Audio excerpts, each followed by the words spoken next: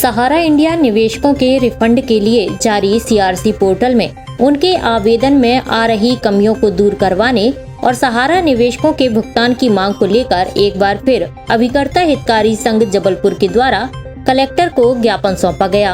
अभिकर्ता हितकारी संघ के पदाधिकारियों का कहना है कि विगत 4 वर्षों से सहारा इंडिया के निवेशकों को उनके भुगतान दिलाने के लिए संघ संघर्ष कर रहा है, जिसके परिणाम स्वरूप 18 जुलाई 2023 को सहकारिता मंत्री ने सहारा निवेशकों को उनके रिफंड दिलाने के लिए एक पोर्टल जारी किया था, जिससे सहारा इंडिया के गरीब और छोटे निवेशकों में उनके खून पसीने की कमाई वापस मिलने की एक आस जगी थी।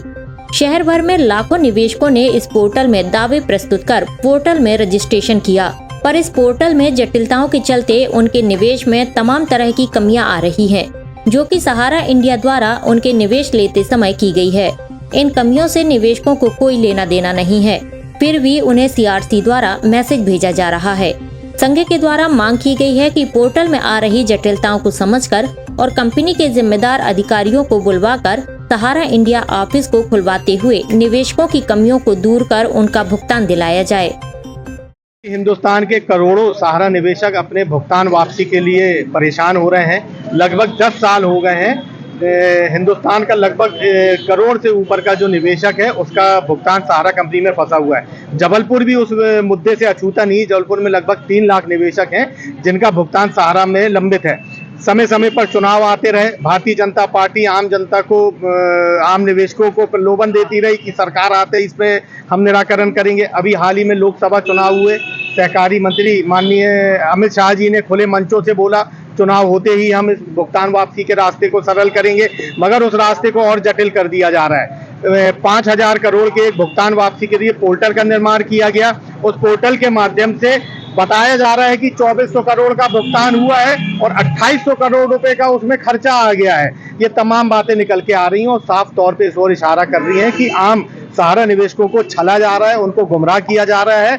जबलपुर में हमारे जो सहारा के कार्यालय हैं लगभग 1.5 साल से बंद है। अगर कोई कंज्यूमर, कोई उपभोक्ता, कोई निवेशक अगर उस पोर्टल के माध्यम से अप्लाई भी करना चाहे तो उसके पास डॉक्यूमेंट्स नहीं है, क्योंकि उसके डॉक्यूमेंट जो है वो सहारा के कार्यालयों में यहाँ पर जमा हुए हैं। पिछले माह भी हम लोगों ने कलेक्टर महोदय को ज्ञापन दिया था कि जबलपुर के सहारा ऑफिसों को आप खुलवाएं ताकि लोगों के जो ओरिजिनल डॉक्यूमेंट्स है वह प्राप्त कर सकें, मगर 1 माह के बाद भी अभी उसमें कोई कार्रवाई नहीं हुई है। एक बार पुनः हम लोगों ने यहाँ पर ज्ञापन दिया है और जिला प्रशासन को हम लोगों ने 2 दिन का बात रखी है कि 2 दिन में अगर आप सहारा के कार्यालय नहीं खोलते हैं, आम जनता तक उनके डॉक्यूमेंट्स नहीं पहुँचते हैं, तो निवेशक अभिकर्ता हितकारी संघ आम सहारा निवेशकों को लेके अनिश्चितकालीन धरने पर बैठने जा रहे हैं।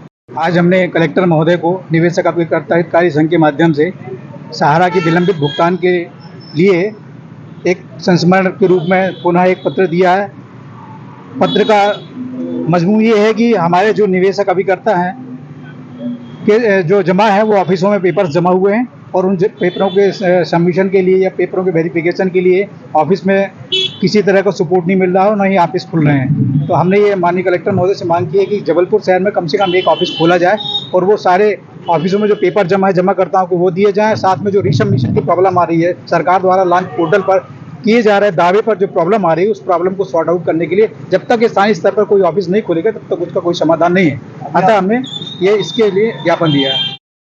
साथ ही 2 दिन के अंदर मांग पूरी न होने पर संघ के द्वारा निवेशकों के हित में अनिश्चितकालीन धरने और आंदोलन की चेतावनी दी गई है।